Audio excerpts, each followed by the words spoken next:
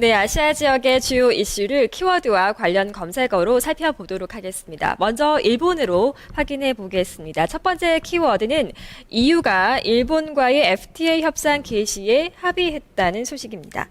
유럽연합 회원국이 일본과의 자유무역협정, 즉 FTA 협상을 공식 개시하는 데 합의했습니다.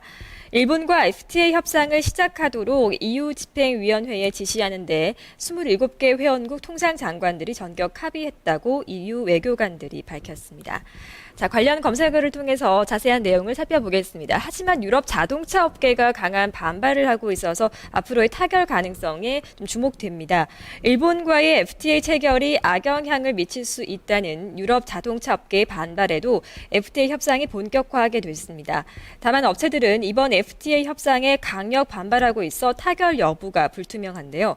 유럽 자동차 제조업체들은 한국과 FTA에 선례를 들어 일본과 FTA를 맺으면 일본차 자동차 제조업체들은 일본산 자동차 수입이 크게 늘어서 타격을 입을 수 있다라고 반발하고 있습니다.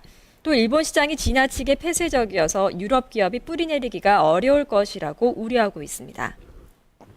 자, 다음 관련 검색어를 보면서 EU 쪽의 생각은 어떤지 한번 살펴보겠습니다. 반면 EU 쪽은 경제 회복을 좀 기대하고 있습니다. EU는 침체된 경제의 회복을 목표로 일본을 비롯해 전 세계적으로 FTA 체결의 속도를 높이고 있습니다. 앞서 EU의 카렐 데 휘흐트 통상 담당 집행위원은 일본과의 FTA를 통해 EU의 국내 총생산을 1%포인트 늘릴 수 있고 일본에 대한 수출도 3분의 1가량이 늘어날 것으로 전망했습니다.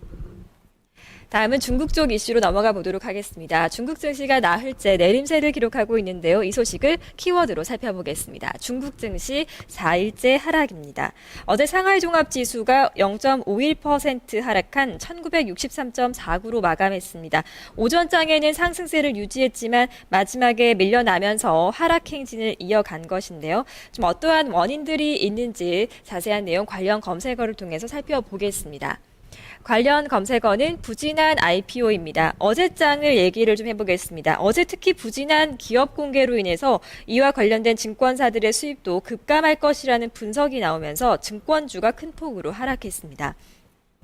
거수칭 증권감독관리위원회 주석이 전날 더 많은 국유 자산을 사회보장기금으로 분산시켜야 한다고 강조하면서 증시에 대한 믿음을 갖고 있다라고 말했다는 소식 전해지며 시장 분위기에 긍정적으로 작용했지만 지수 하락을 막지는 못했습니다. 자, 이와 함께 관련 검색어를 통해서 중국 증시의 분위기를 조금 더 자세히 살펴보겠습니다. IPO와 개인 투자자가 관련 검색어로 올라왔는데요. 특히 중국의 본토주 하락은 올해 들어 10%에 달하고 있습니다. 지난 10년간 기업들은 IPO로 2조 위안, 우리 돈으로 350조 원을 공모자금으로 조달하고 증권사도 수수료로 2조 위안, 거래소도 2조 위안을 벌었습니다. 하지만 5천만 개미 투자자들은 지난해에만 평균 735만 원의 투자 손실을 입은 것으로 추산되고 있습니다. 중국 경기가 회복세 신호를 주고 또 최근 중국 지도부의 권력 교체에도 불구하고 증시가 무반응으로 일관하고 있는 것인데요.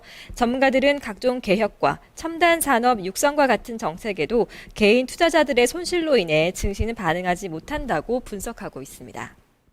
아시아 지역의 주요 이슈 키워드와 관련 검색어로 살펴봤습니다.